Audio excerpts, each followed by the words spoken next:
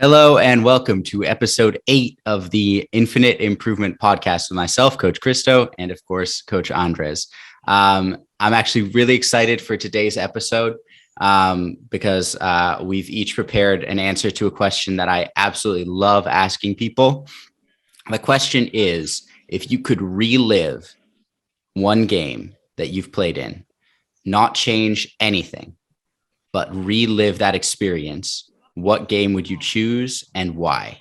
Now, before we hop right into it, I want to talk a little bit about why I like to ask people this question, because it's not, just for my own entertainment or anything.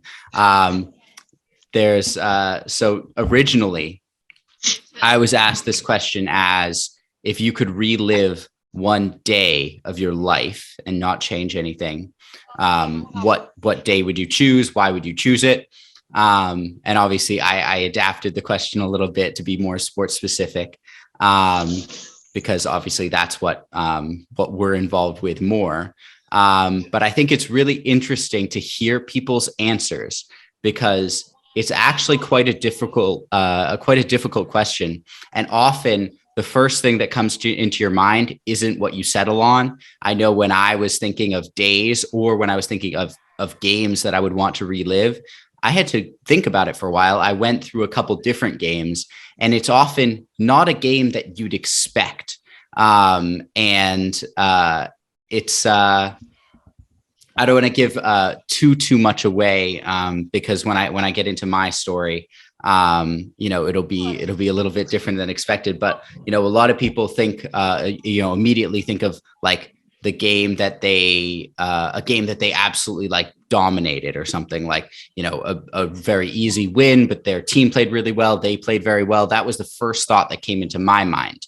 But if I could relive any game, it would not be an easy game. It would be a game that was actually incredibly difficult. And although it does contain some of the highest moments of my career as a player, it also contains, some not good moments at all. And it's also one of the best moments is actually, like a little bit different than someone. It's not just me scoring a goal. It's not just me playing very well. There's more to it than that. So I think that the reason I ask people this question is to kind of change their perspective on what they want. If they could relive a game, it wouldn't be an easy game. So why do you go into games hoping that it's going to be easy? You should hope that it's going to be hard, because the most rewarding experiences of your life. And it's the same thing if you picked a day to relive, right? I would pick a day where I accomplished something, not where I just sat around and did nothing and enjoyed myself necessarily. Like it might be a day where I did, enjoy myself with friends and family, but it would also probably be a day where I accomplished something. And whether that's like a graduation or, succeeding in a game or whatever it is. If I picked a day, it would probably also be a day where I played soccer on, because let's be real, that's just a huge part of my life. But then again, more recently, I got married, had a baby. Those are, days that I would, love to relive as well. So, maybe things have changed for me. I just think it's an interesting question to ask people. So we're going to hop into it now. Coach Andres is going to go first, and we'll see where the conversation takes us.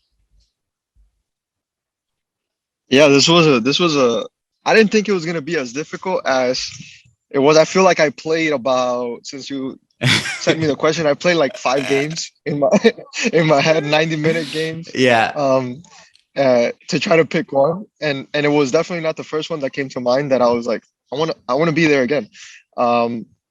Not because it was bad or anything, but yeah, it was like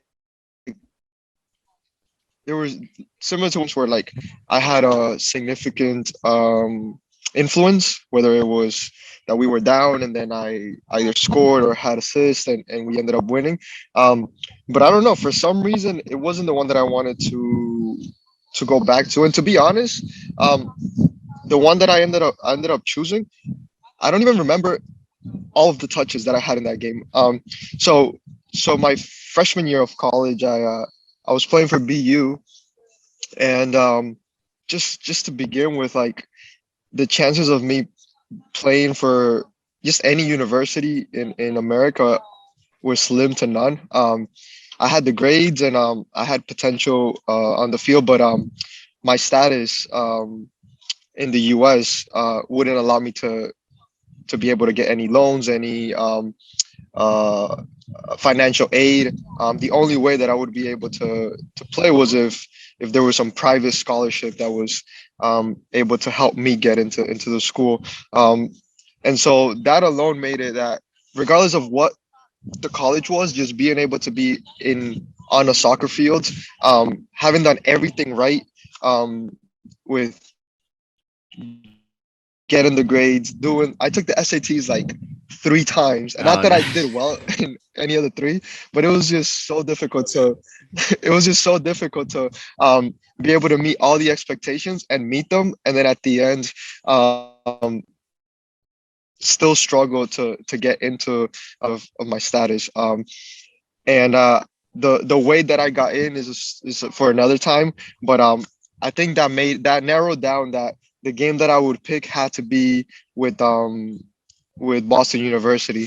Um, and it was between the first game that I ever played with them and a game against BC. And the first one was special because again, it was standing there in a place that I didn't know it was gonna ever happen. I imagined it many times, and as a freshman, getting the opportunity to start also was overwhelming. Um, but once I played that game, I was like, no, it's still not this one. Yeah. And that one was very emotional.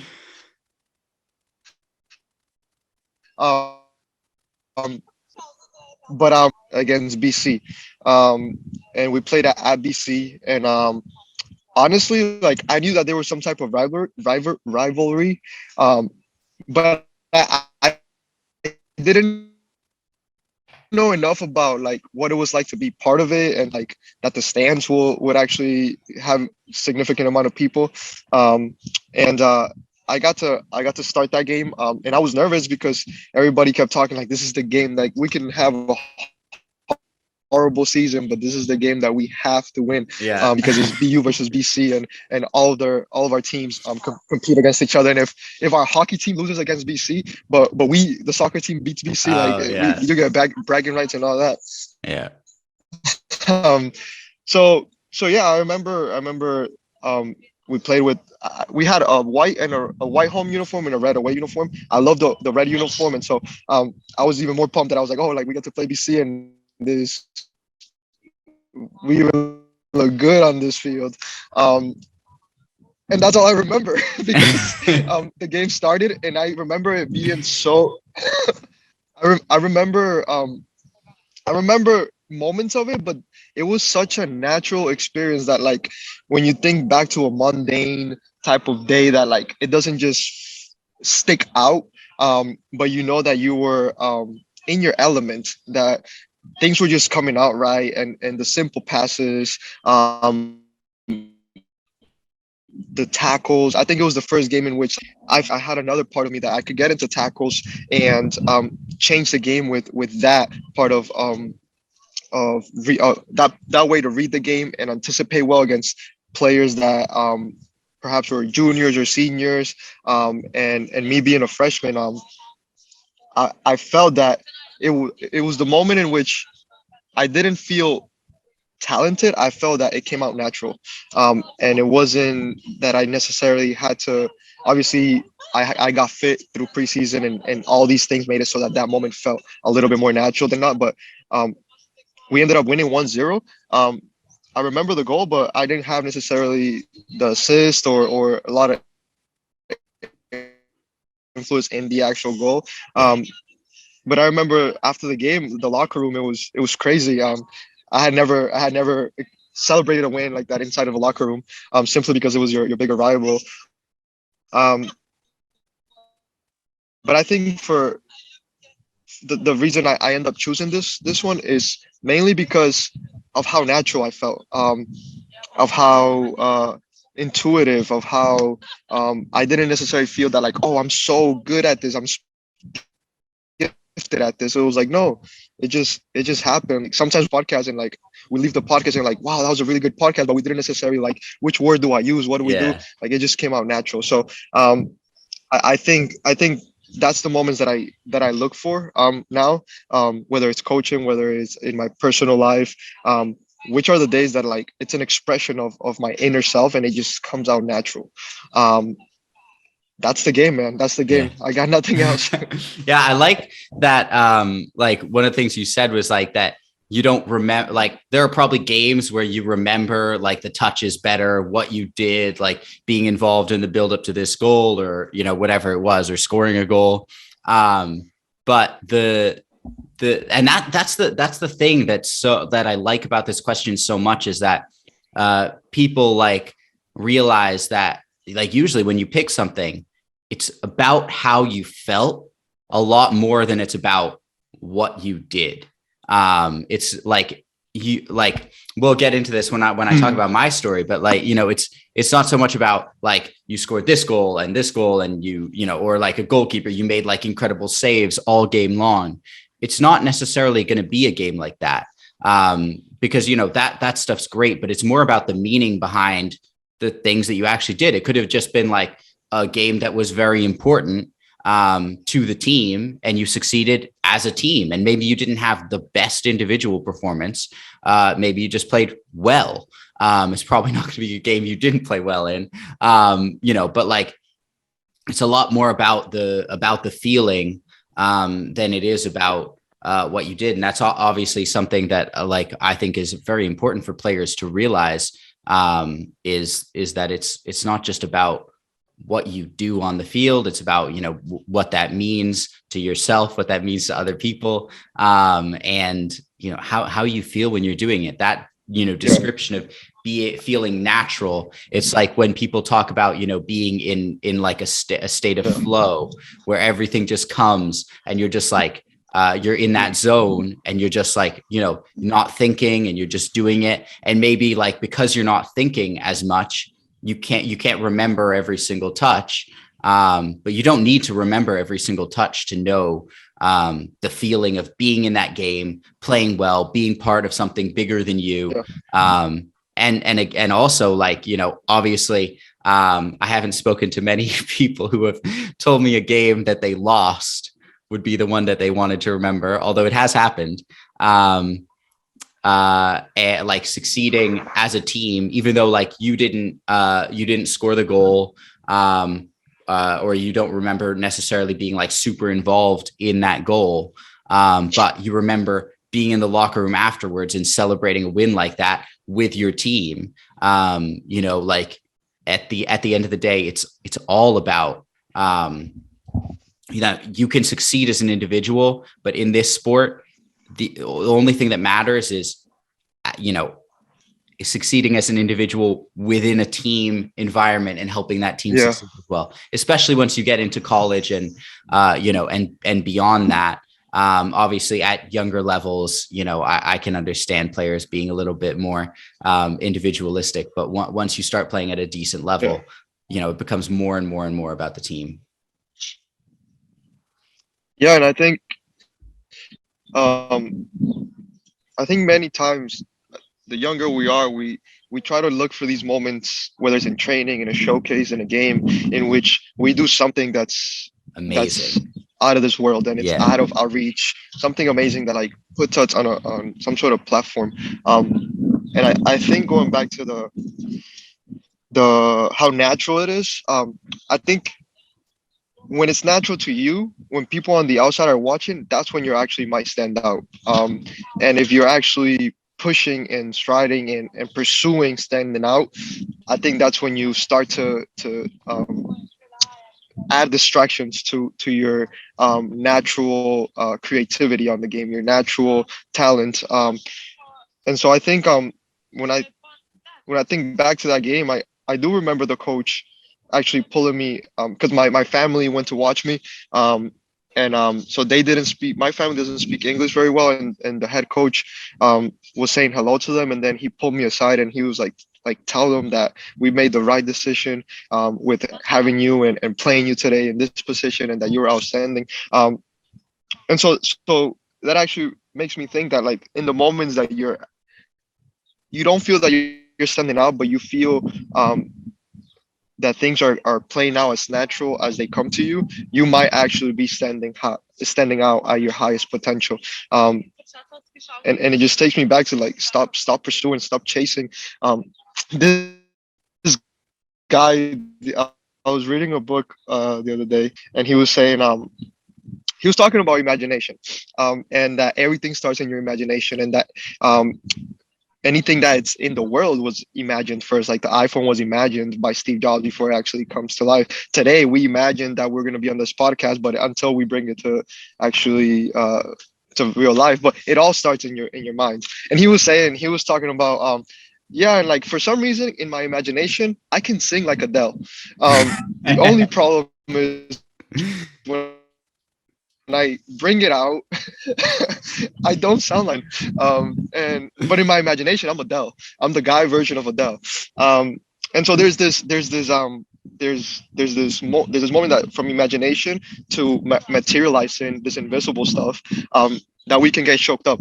And so I think where he took us was that we can imagine absolutely everything, but in the moments that you imagine something and you're able to bring it to reality as close as possible as to what you imagined, that's your natural talent. That's where you should be at. And maybe Adele imagines that she can sing that way, and then she can bring it that way. Maybe Adele imagines that she can play basketball, but it doesn't come out that way. And so we can imagine a lot of things, and instead of maybe trying to be this exceptional singer and trying to find all these different things that you can do to become better, maybe try to identify during the day, what have I imagined and what was I able to bring from my brain into existence, very natural. And I think that's when you start to find these moments in which like, oh, I'm actually really naturally good at this. Let me invest energy and practical things to make this better. So I think just tying it back, I think soccer and that game, like we imagined that game, the tactics, and it just came out. And soccer has been something that sometimes when I imagine games as a coach and they come out, I'm like, wow, like this lived in my brain and it came very close to the way it came out. And it could be true to anything that you do. So try not so much to be hard on yourself, I would say, and don't, I'd say imagine more, actually. Yeah. Imagine more, build the library of imagination, and then try to see which one translates to existence a little bit smoother, that you actually have to put in less work and you're more in your element. But yeah, that's it. That's what was coming to mind. I think like that point on like imagining, imagery is actually one of my favorite strategies to use for athletes before competition. And I have like tons of different things that I use, but imagery was also always something that helped me a lot.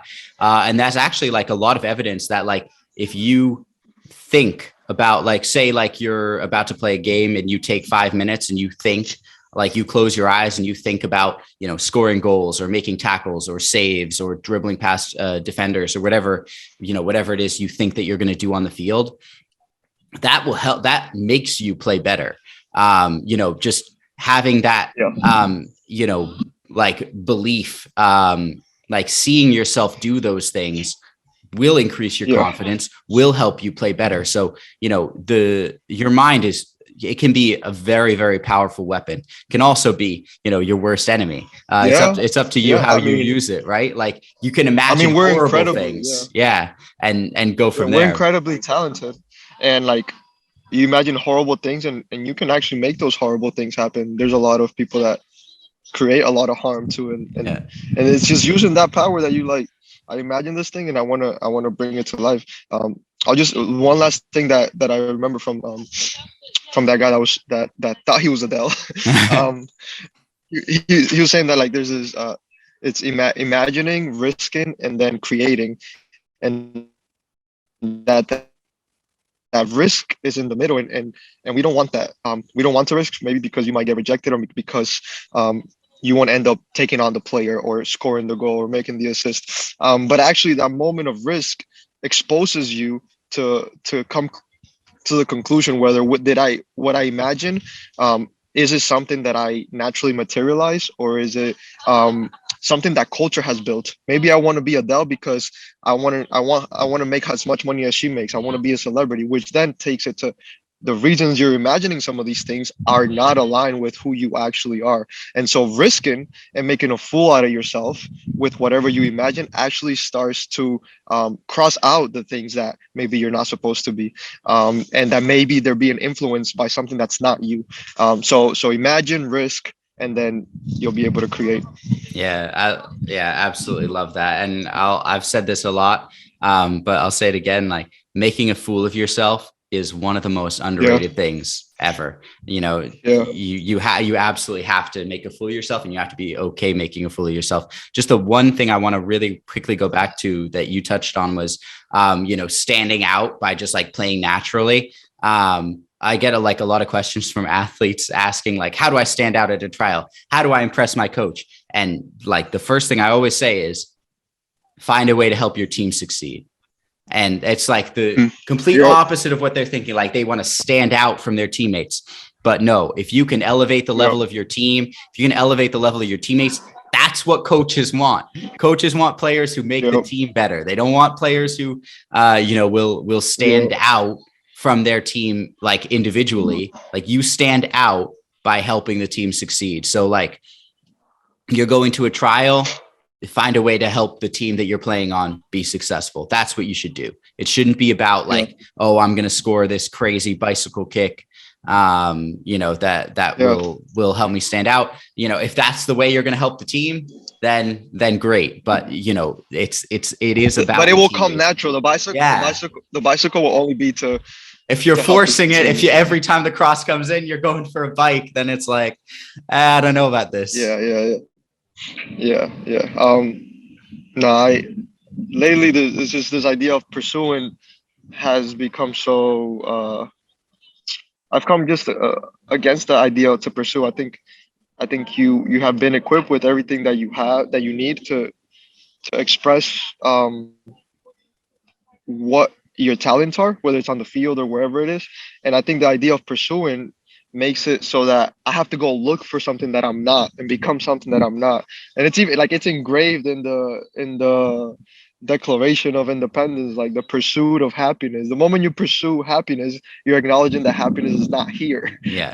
And so every time you're pursuing this next big thing, you're acknowledging that you're not big right now, and you need to start from I'm big now, and I'm gonna help my team, and I'm gonna make a difference for my team. So it's just I love that you help players a lot with this mentality and confidence. Start from there, 100%. All right, let's hop into my your story. Take us. All right, so I'm going to start off by saying what this game is not. It's not the most important game I ever played in. It's not the best team I ever played on. It's not the biggest crowd I ever played in front of. Not the most goals I ever scored. Not the most, the best game that I ever played from start to finish. None of those things. All right, so I think I was 22 probably. I was playing in a game in England, lower levels, but we were looking to get promoted that season, and basically it was I think it was early spring, and we had a really, really big game against the other team. I think they were like a point or two ahead of us in the standings. Same amount of games played. So this was basically, and only one, in a lot of leagues, lower level leagues, because there's like, a lot more ninth division teams or ninth division leagues in England than there are eighth division leagues. It's very tough to get promoted, right? So a lot of the time it's like the first team gets promoted, or maybe like second teams play playoffs sometimes. So if we didn't win this game, there was a very, very big chance we wouldn't get promoted. And we had a, unbelievable season, but so had the other team. So this was, a huge, huge game for us. So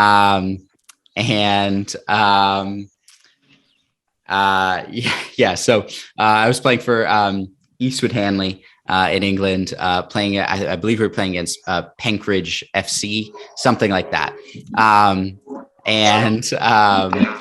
The first half of this game was horrible, easily the worst half of football we had played that year. Quite possibly one of the worst halves I had played ever. I didn't play well at all. So it would be a tough first half for me to relive, but I would feel okay knowing what was, going to come in the second half. So we were losing 1-0 at halftime. And I had missed a very, very big chance in the first half. I hadn't been like super involved. I was playing up front. I hadn't been like super involved, but I had one huge chance where one of my teammates hit the post and the ball came back out to me. And I took my first touch down and looked to finish and I missed. It was a very, very big miss. And I was, in the locker room at halftime, head down, thinking about, I could have been the one to pull us back into this game. And those games where you're playing so bad in the first half, it's only 1-0, 2-0, but you think like, it's so hard to get back into this game. Like just because we're not doing anything. We're not creating anything. Even the one chance that we created, I was the one who missed it. So I'm thinking like my teammates are looking at me like, what is Christo doing? We could be back in this game. But I noticed you mentioned, your family had come to watch you in that game that you talked about. And my family was there for this game. My family and, my parents and my girlfriend at the time, now my wife. So when I walked back out onto the field after halftime, I saw them and I'm actually like getting a little emotional. I saw them and all that stress and the pressure just kind of, went away. I was like, all right, I'm going to just play this second half and play freely and just figure it out as I go. And it's almost exactly what you said. The second half just felt so natural. Ball came to me. I knew what I was doing next. I didn't have to think. It's one of those games where like, I felt like I was on top of the world. I felt like I could do anything. I was dropping into midfield, picking up the ball, taking on defenders. Still a very difficult second half because the other team was, as good as we were. But one time I think we had a goalkeeper at the ball, punted the ball out. I took a really, really great first touch, turned to defender, put my teammate through on goal, back in the game 1-1. And then a couple minutes later, I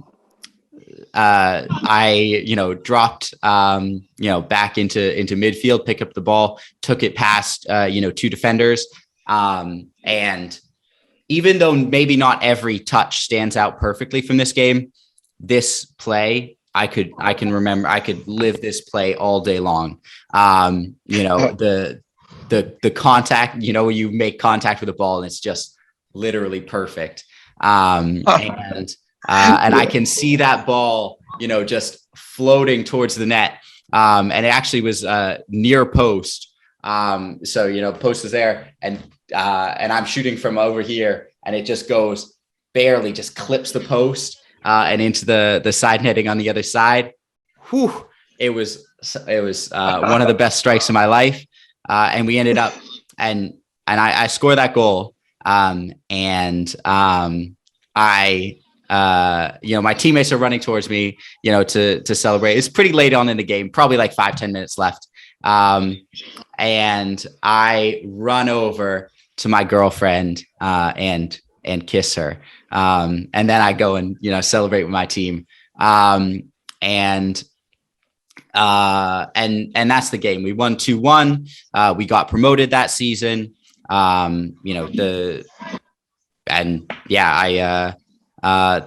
Obviously there were other good games in that season. But that one was really like, it was a very important game. I said it wasn't the most important game in my career. I don't think it was. But it was an important game. And I think it's just like an accumulation of so many different things, of, it being a difficult game that we managed to work our way back into, of going from the lows of the first half of, not playing well, missing a chance, to succeeding so much in the second half. That contrast, people say like it doesn't matter, like happiness doesn't mean anything if you haven't like also experienced like, the lows that life has as well. Like within 90 minutes, I'd gone from so low to so high. And it was, it like just such a contrast. And then also I think, having people, that, loved and supported me there, walking out and being able to see my parents, seeing my girlfriend, that like filling me with confidence, then, celebrating with my girlfriend in the way that I did. And then, all of these different things kind of come together to make just the perfect game. And it's not the first game that I thought of, when I kind of asked myself this question, a while ago, and it's not the but because it was like a complicated game. Like it wasn't super straightforward or anything. I could have said like, I think in the same season I had a game, I scored 5 goals, but we won like 8-1 or something. Like it wasn't like it wasn't like a tough battle. It just like so many different things came together to make it a game that I will never forget. And, those moments stand out that I'll never forget as well. So yeah, that's my game. Yeah. I want you to talk a little bit more about feeling at half, because I think a lot of people may be in that first half, and everybody who's looking for a promotion, and by promotion it could be I'm looking to get seen by academy team, college, a professional team. They probably feel like they are in that first half. Maybe their things are not going right. They feel like their coach doesn't like them. They're not getting the amount of playing time that they want. Their teammates don't value them as much as they think they should. They don't value themselves enough. What do you have to do to believe that there's a second half, or there's hope in the second half? So I know one thing you said was the family. But even before you see the family, I guess let's talk more about like, why was it triggering you so much? Why did it feel like nothing could come back from this horrendous first half? Yeah, I mean, I think a lot of us, you experience something, and that like you experience something bad, and that makes you feel let's say like you experience a failure, and it makes you feel like a failure. And I said like a lot of the time, or you experience a success and it makes you feel like a success. But like it's not about one moment, one person rejecting you, one missed goal. I've made a video about this the other day. If you go through the big chances missed and top goal scorers in all the leagues in Europe, all the big leagues and the Champions League, those lists are mighty similar. Like the same players are on those two lists.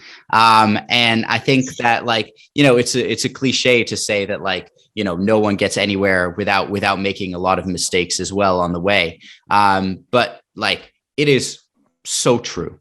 And no single moment, no missed chance, no rejection from somebody, a scout, a friend, a girlfriend, whatever it is, nothing that like no one moment like that makes you a bad person unless you think that it does. So if I miss a chance and I start thinking that's who I am, I'm someone who misses that chance. Like I'm gonna miss again. But if you think, no, it's gone, it doesn't matter. Everyone misses chances. And like in that moment, I needed that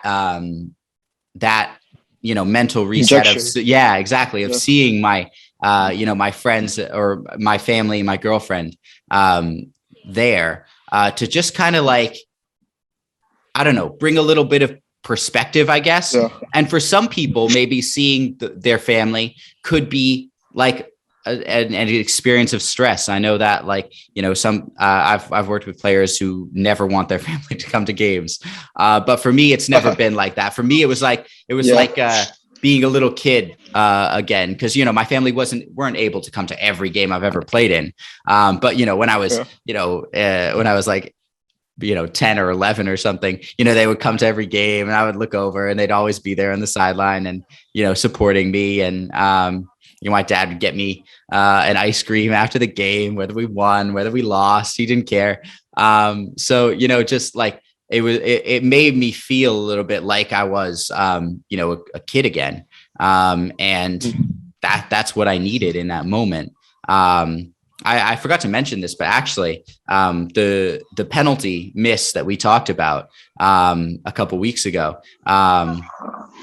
that happened the week before this game. So it was actually like, Oh man. it was a tough game, and then a tough first half, Then and then yeah. so it was like even more so, like that contrast. I think like people fail to realize that at any moment something can happen that can turn everything around. Like whether it's a goal or one success in your life can turn everything around, and you will find success if you keep going. Like no one who's stopped trying, no one who hasn't stopped trying is a failure, right? If you keep going, you'll find something you can kind of latch onto and go from there. And you just have to keep going. I could have, as long as you're still in the game, you'll have a chance to turn things around. And I also, like I said this to a player the other day, I think that a lot of players, when things aren't going well, they start to hide. They don't want the ball. They don't want to try to make things happen because they're afraid they're going to make mistakes, or they start playing like very, very simple. So, they'll never try to turn. They'll never try to take on a defender. The playing like that will get you nowhere. Like I'm a coach, a halfway decent coach watching you play will never take you to the next level if they see you playing scared at this level, right? So I'd rather see you try to take on that defender. If it's a good situation, obviously, you don't dribble every time you get the ball. But like if you get the ball in a situation where if you take that 1v1, you're going to create a chance for your team to score or yourself. Like you have to take it. Like you have to take it. If you don't, that says way more to me as a coach than, that says way more about you as a player than you losing the 1v1, because at least you made the right decision. Yeah. And if you lose the ball, you lose the ball. Mistakes happen in every game. Messi, maybe I shouldn't say like Messi or something. I don't know who the best dribbler in the world is right now, but I'm sure their dribbling percentage is like 50%. Like that's good. Beating defenders one of every 2 times you take them on. Yeah. You said the word child a lot as I was listening, and like feeling like a child again in the game, and getting ice cream from mom or dad. Yeah. And I think as we get older, I think the word child puts me back to this idea of imagination, and we fail to imagine because we are no longer child, and now we have this idea that the next mistake will dictate everything that goes forward. My mom has a daycare, and sometimes I just like to relax. I'll just sit and watch the kids just mess around or do whatever. And sometimes they do something bad, and then mom has to let them know. And like literally 1 minute and a half later, they're doing the same thing. They're doing the same thing, or they're laughing doing something else. Yeah. And it's almost like they're able to forget about whatever bothered them a minute ago. And so it's like, what is it like to have this childlike approach to every single game, and know that one, you're playing, like you're playing soccer. Like I think we forget that it's a game. You play with a group of people, and at the end of the day, you win or lose. But maybe it doesn't end after the second half. Maybe there's another half coming somewhere in Yeah. another game. And I think being able for you to come from back to back halves or game to a new half and things are still going wrong. Um, I think the opposite makes it so that these moments that are bad, we try to run away from, because when we look at Messi and these players that do really well in their career, that also stops. Like Messi's not killing everybody right now. Yeah, I mean, Ronaldo's they not just killing got everybody right eliminated from now. the Champions League. Like Yeah. that's gotta hurt. And then so we look away and like, oh, Messi and Ronaldo are amazing, but um I think it would be nice to look at them and say like, wow, like they went up and they came back down. Maybe they go back up, maybe they don't. But in the same way that when you go down, you may not remain down. The moments that you go up, you're probably gonna go back down again. No, you're not probably. You're gonna go back down again. One, because of age. One, because you can't play soccer your entire life. One, because there's other people trying just as hard or harder, or you're more talented than you.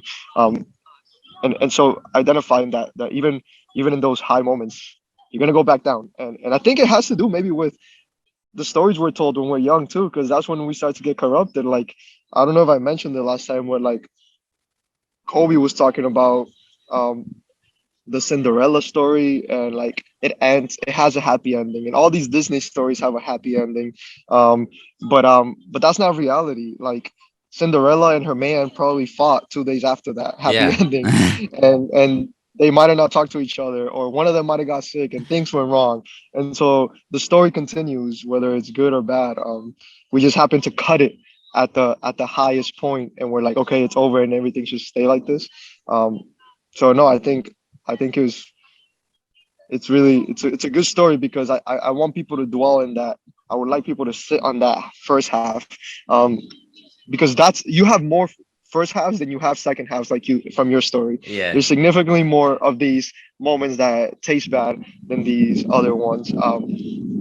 But even though there's more of those, it doesn't neglect that amazing second half is coming. And then the last thing would be like you surrounded yourself with this invisible team that pushes you through. And like I would encourage players to have people come watch them, their friends, their family, boyfriend or girlfriend. I try to get my mentors to come watch me coach, because when the game is horrible and like I feel like the team is not playing, I look one way and like, oh wow, like I mean more than this moment. Yeah. You know, and you need that, because then you go back and that pushes you in that moment, and you have that second half and you win the game and you get promoted. So yeah, it's good to reflect on these moments that you would like to relive, because Yeah. they're not just amazing moments. They're pictures of real life. Yeah, they're real. It's like I love that. Like, I love that you brought in like your family. I was wondering if you were going to talk to about your family and your story, and I love that. Like, you said like your coach went over and wanted to say something to them, because and it like tied into my story as well, because mine was a lot about my family being there, and I think that was a big part of my performance. Every once in a while, I see a video on TikTok where it's like, oh, I never go out with friends anymore. I just play soccer. And I'm always like, I'm always like, like you're working hard. That's great. But like, life, life is about people. You need to like, obviously, you're the main character in your story, but you're not the only character, and having other people around you will help you as a person. In my opinion, it'll help you as an athlete too, because if you don't have anyone to support you in those low moments, like if I can look over and I see like, I'm feeling really bad about this or that, maybe I'm feeling, I had a really, really rough week coaching. None of my sessions have gone how I wanted them to go. We all have weeks like this where things aren't going well. But if I can look and I see like, my parents are still here. My parents still support me. My wife is right here, saying like, next week's going to be better. Don't worry, relax. That you need that. It's very tough to get yourself out of, it can be tough to like, get yourself back up without some support or without like a reason to do it, but if you have those friends and family supporting you and you want to do it, not just for you, but for them as well. Like both of our stories, they're about more than us, right? It wasn't just, oh, Andres had a great game. Oh, Christo had a great game. It's about like the meaning behind that. Friends, family, teammates, the team. It's about so much more than just us. Yeah. Soccer is gonna break your heart no matter what. Like soccer, that's a relationship that you're going like the player stage. That's a marriage that is gonna end in a divorce, no matter what. Yeah. No matter what you do, you're gonna be divorced from that player stage. And so you might as well not marry that. You can have a relationship with it, but you gotta not marry, but like you gotta make this connection with your friends, your girlfriend, your parents, and I guess in Infinite Ballers it's the invisible team, but it's also the infinite team, because all these other teams are finite. Whatever craft you do, even coaching is finite, and so the things that actually last a little longer is like you're gonna be a parent. I'm gonna be a brother. I'm gonna be an uncle. I can be a friend. Those are more infinite relationships, and I think tying yourself to the infinite relationships will make you exceed in your finite responsibilities. Mm-hmm. All right, we ready to do 3 key takeaways out of the first one? 3 takeaways. Go ahead. All right, so first one is the best moments in your life will not be easy moments. The best days in your life will not be easy days. The best games you play in will not be easy games. You won your game 1-0. I won my game 2-1. I've won games by a lot more than that. I'm sure you have as well. But both of these were tough. All right. The best experience, the experiences that you'll remember forever will be things that you fought for. The greatest success in your life won't be something that's handed to you. It'll be something you had to fight, tooth and nail to get.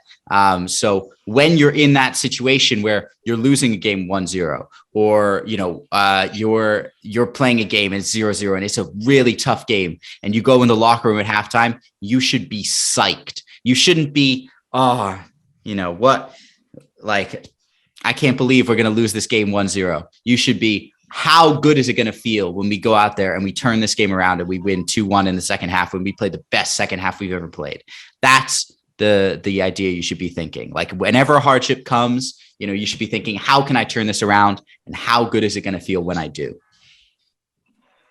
Good. I would, I guess it has to do similar to that, but yeah, imagine more. I think what you're talking about has a lot to do with like you're sitting in first half. You have to imagine the second half before it actually happens. And the moment you imagine that the second half can be better, it will come more natural for it to actually exist. So I would say it could almost sound contradicting, but as you need to work hard and fight through it. But I think you can only do that if you tap into this natural state of execution. And you can only find that natural execution the more you imagine and the more you risk and the more you create moments like, oh, shoot, then maybe I don't belong in the midfield. Maybe I don't belong out wide. Maybe I don't belong in soccer. Yeah. But little, you're starting to remove things and you're going to find what you're actually are supposed to be doing. And it's going to flow naturally. So I would say imagine until it becomes natural. That would be the second point. Imagine until it becomes natural. That's really, really good.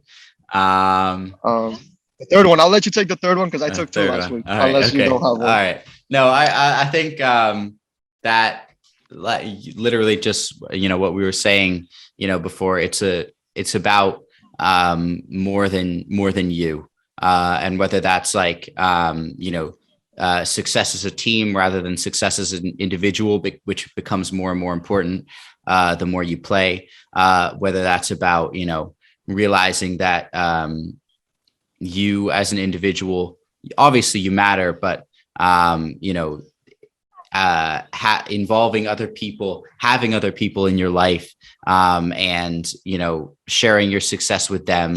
Like both of us, like you won your game, and I'm sure you celebrated with your teammates. I'm sure you also celebrated with your family, and we're proud of like your coach saying to your family, like, we made the right decision with Andres. And it's like similar for me. Like I wanted to celebrate that goal with my teammates, but also with my family. Like I don't know. I would never think about doing an individual celebration. Really, I don't think ever. And I know some players do, and it is what it is. But I'm always like more drawn to those celebrations where like it's the whole team together. The goalie comes up. Yeah, the goalies. Yeah, and or like fans running onto the field. No, but like it's.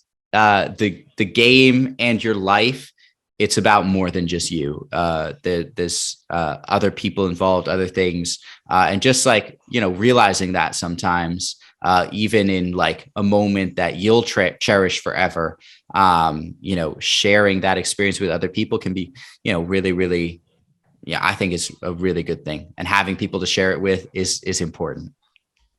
Well, that's good. I think, yeah, that's good. Because if people weren't around to experience it, they're actually happy. Who cares? Wow, yeah. All right. I like that.